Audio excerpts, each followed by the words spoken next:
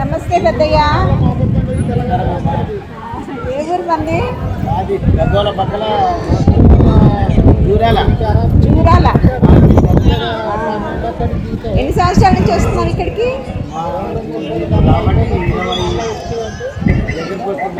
20 ఏళ్ల నుంచి వస్తున్నాం మన్యం కొండకి. మా నాయన వస్తున్నాయి. మా నాయన చెప్పారు, మీ నాన్నగారు చెప్పారు అన్నమాట, పరంపర లాగా. మీ నాన్నగారు మీకు అంటించారు. చూడు ఎవరికి మాన్నే అతను మాననికి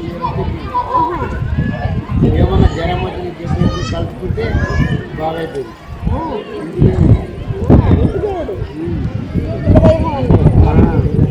మీ పిల్లలు ఎవరు రాలేదు ఎందుకు మరి?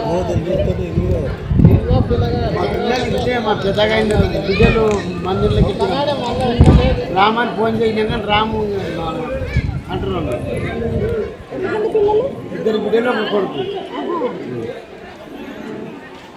స్వామికి కళ్యాణం చేస్తారా? కళ్యాణం అంటే స్వామికి కళ్యాణం పూజనా? వివాహం పెళ్ళి నువ్వు చేసుకోలే? చేసుకోలే. స్వామికి ఎప్పుడు చేస్తారు అట్లా? జాతరప్పుడు. జాతరప్పుడు చేస్తారా? సంవత్సరానికి ఒకసారి? సంవత్సరం ఒకసారి. లేదు మన ఆల దగ్గర ప్రతి పౌర్ణమికి చేస్తారంట కదా? లేదు, మేము చేసేవాళ్ళు చేస్తారు కానీ మేము మధ్య ఇక బాబునాళ్ళు ఎప్పుడు కుట్టరు కదా, వాళ్ళే దేవుని తెచ్చి ఇక అన్ని రోజు పల్లకి సేవ జరుగుతుంది కదా? మన లోపల ఉంది కదా పాటలు భజన.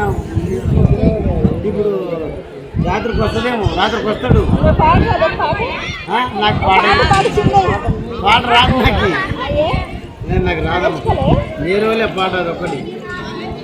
మేము అప్పుడు దివాలు కాసి బతికినాం, గొర్రెలు బతికినాం. మాకు వ్యవసాయం ఉంది కానీ ఇంకా తెలియలేదు మాకు.